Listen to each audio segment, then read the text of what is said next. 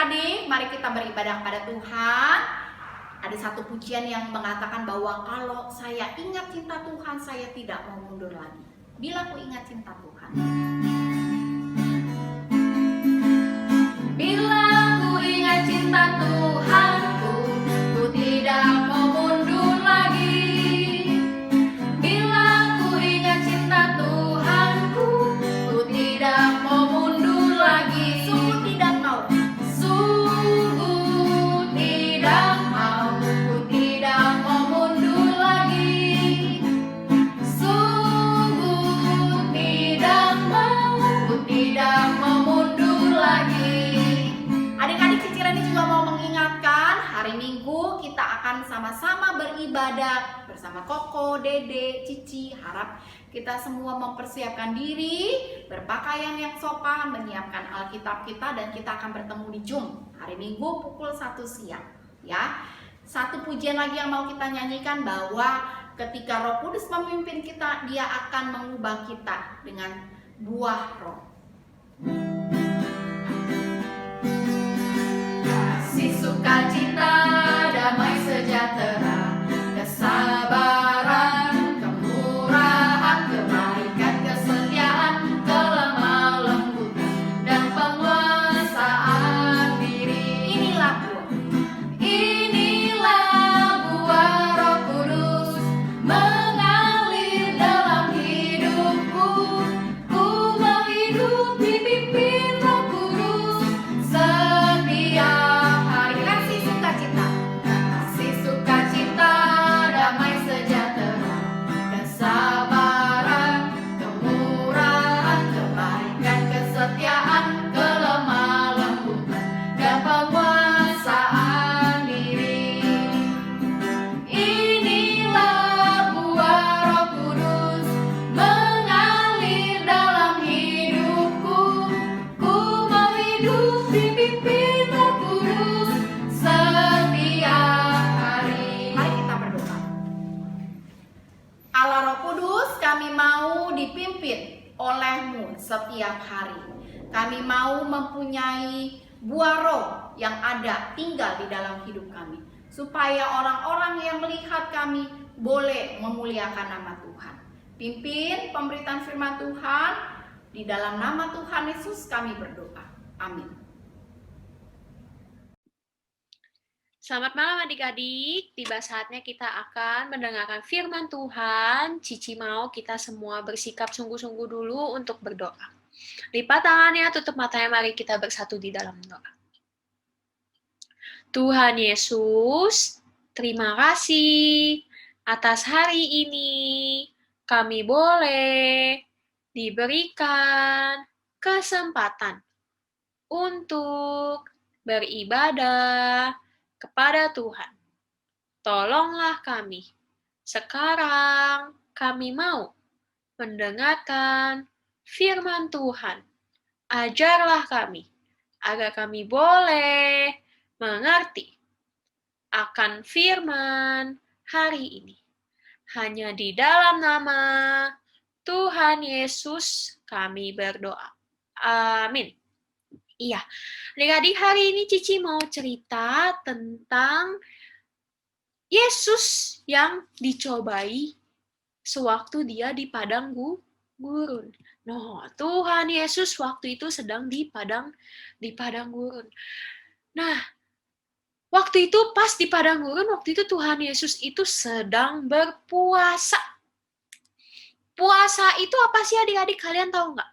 Puasa itu kita nggak makan, kita nggak minum. Tuhan Yesus lagi nggak makan, lagi nggak minum selama 40 hari, 40 malam. Lama ya? Coba bayangin, kalian pernah nggak sih kelaparan? Kalau misalkan kalian sehari aja, jangan 40 hari deh, kelamaan. Sehari aja kalian nggak makan, nggak minum. Lemes nggak? Lemes ya?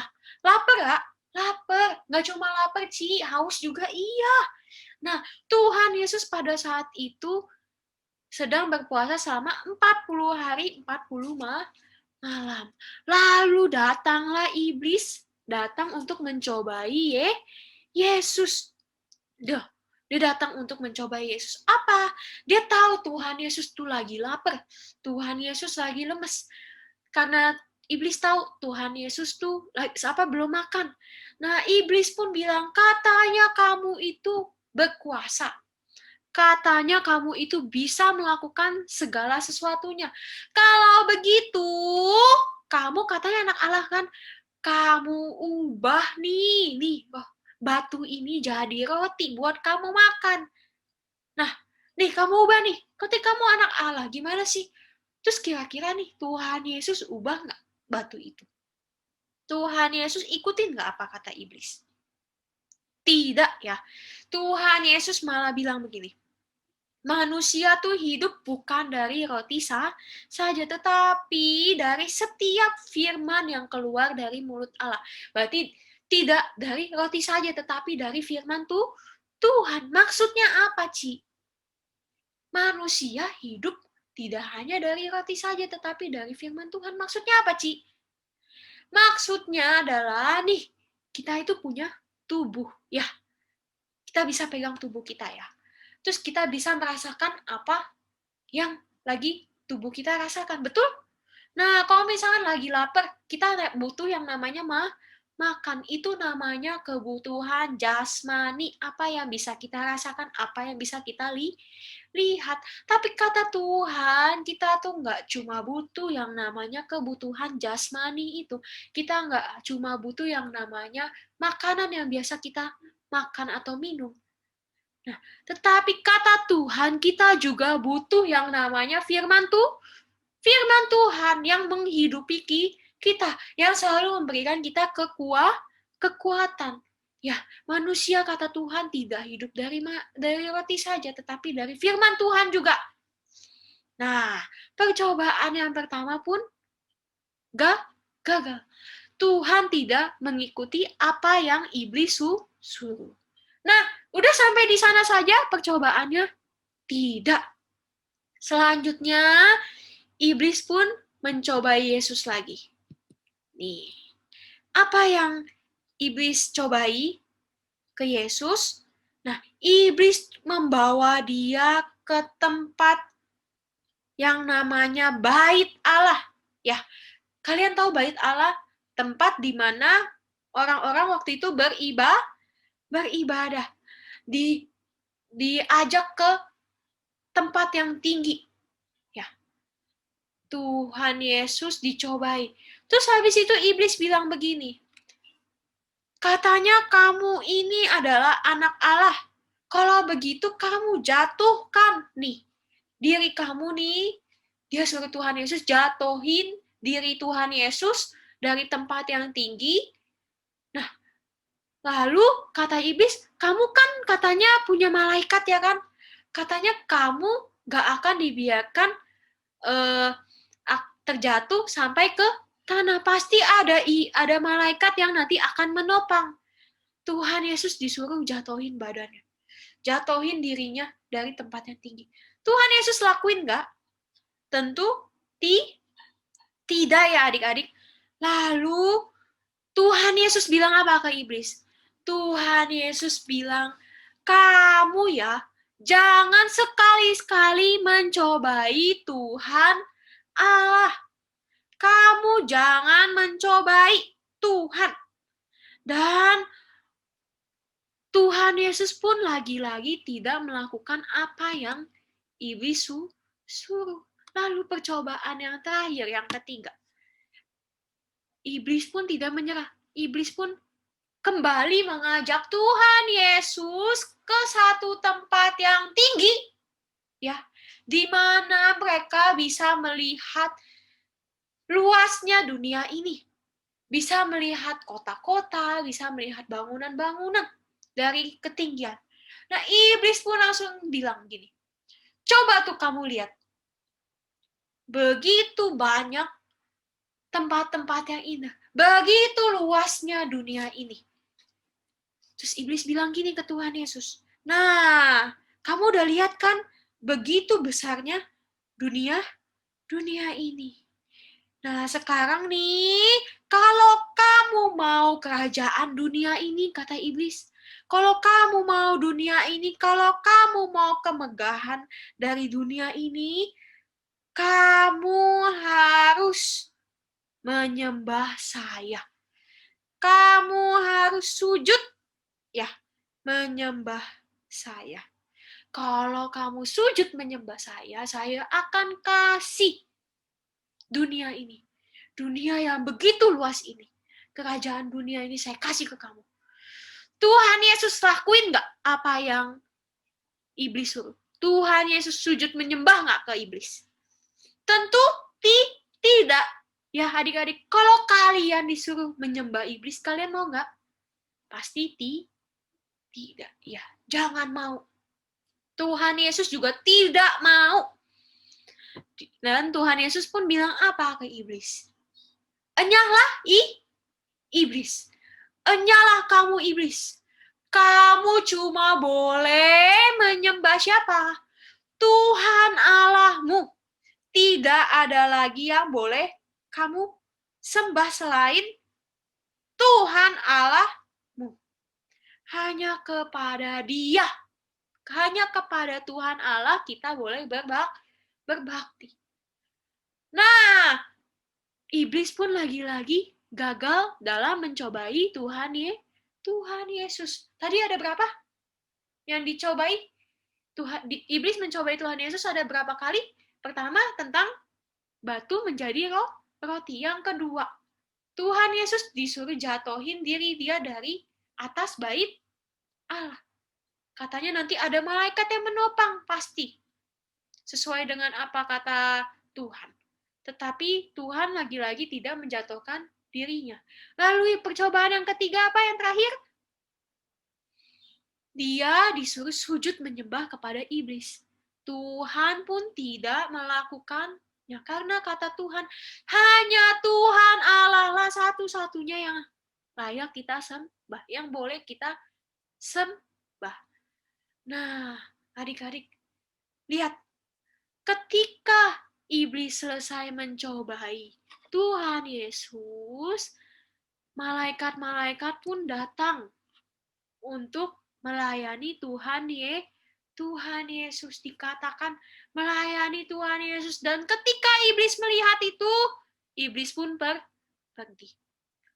Nah, kalian lihat deh. Coba kalian pikirin deh dari cerita hari ini. Tuhan Yesus dicobai. Loh, Cici, katanya Tuhan itu Tuhan bisa melakukan apa aja. Kok dia mau sih dicobai iblis? Iblis sama Tuhan kan besaran Tuhan. Lebih berkuasa Tuhan. Tetapi kenapa dia mau dicobai iblis? Padahal jelas-jelas iblis akan kalah dibanding Tuhan Yesus. Kenapa Tuhan Yesus mau? Kalian harus lihat bagaimana Tuhan Yesus mau kasih lihat kepada kita, iblis mencobai Tuhan. Bagaimana iblis juga bisa mencobai kita, manusia. Tuhan mau kasih lihat, iblis itu penggoda. Iblis itu bisa mencobai kita kapan saja. Dalam keadaan apa saja, iblis bisa mencobai kita. Ingat gak? Ada satu ayat yang bilang, kalau kita itu harus berjaga-jaga dan berdoa. Karena roh kita itu penurut. Kita tahu kita nggak boleh melakukan segala sesuatu yang bad. Tetapi kita tetap melakukannya karena apa? Daging kita lemah. Contohnya apa, Cici? Contohnya, hari Minggu nih, kalian kan nggak sekolah tuh. Kalian kan biasanya ke gereja kalau misalnya hari Minggu ya. Nah, kalian disuruh ke gereja, tapi kalian diajak jalan-jalan juga sama papa mama. Ya, diajakin Cici Koko ya gereja, kalian diajak jalan-jalan juga. Kalian tahu kalian harus ibadah dulu, tetapi kalian merasa, ya saya kan Senin sampai Jumat saya sekolah. Terus habis itu saya baru diajak jalan-jalannya hari Minggu. Ya jalan-jalan aja deh, Ci. Ya, itu yang namanya daging lemah. Kita tahu itu nggak boleh. Kita tahu kita harus mengutamakan Tuhan. Tetapi kita yang namanya daging lemah, ya kita tetap mau melakukan dosa. Kita tetap mau tergoda dengan godaan-godaan iblis. Ya. Sama seperti sekarang nih. Sekarang kan nggak ke gereja. Sekarang kan kalian ibadahnya di rumah ya. Nah, misalkan lagi jamnya ibadah nih, Ci. Udah jam 1 siang. Mau ibadah. Tetapi ada game yang lebih asik. Kalian tahu kalian harus ibadah dulu, tetapi kalian lebih memilih game. Itu yang namanya daging lemah. Roh memang penurut, tetapi daging lemah. Tuhan Yesus mau kasih lihat ke kita. Bagaimana Tuhan Yesus aja yang adalah Tuhan, yang begitu berkuasa, dia aja dicobai oleh iblis. Dan tetapi Tuhan Yesus tidak mau melakukan segala perkataan iblis. Tuhan mau memberitahukan kepada kita, kita harus berjaga-jaga di dalam hidup kita ini. Jangan mau kita selalu digodai oleh iblis si jahat.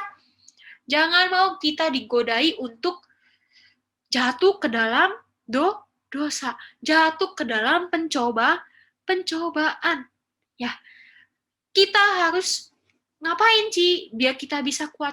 Apa tadi katanya? Berjaga-jagalah dan berdoalah. Dan Tuhan juga mengingatkan kita kan tadi, manusia tidak hidup dari roti saja, tetapi dari firman Tuhan yang menghidupi kita, yang menguatkan kita. Ya, Tuhan Yesus juga kasih tahu kita. Kita pun harus kuat dengan ini yang kita pegang, ini adalah firman Tuhan. Ya, kita perlu merenungkannya, kita perlu belajar lebih dalam lagi mengenai firman Tuhan agar kita bisa lebih kuat menolak segala godaan dari iblis si jahat. Ya, kita mau nyanyi satu lagu deh. Kita ada lagunya ya, kita ada lagunya ya adik-adik ya. Di Getsemani Yesus berkata kepadaku, berjagalah dan berdoa selalu, doa selalu, agar kau jangan jatuh ke dalam pencobaan, walau roh penurut daging lemah, berdoalah. Iya, kiranya firman Tuhan pada hari ini menguatkan kita dan menyadarkan kita lagi ya adik-adik. Nah sekarang kalau sudah Cici mau kita bersatu di dalam doa. Semuanya lipat tangannya, tutup matanya. Mari kita berdoa. Tuhan Yesus, terima kasih atas firman yang boleh kami dengar hari ini. Ya Tuhan, kami bersyukur mempunyai Tuhan yang berkuasa atas segalanya, yang berkuasa dibandingkan iblis si jahat.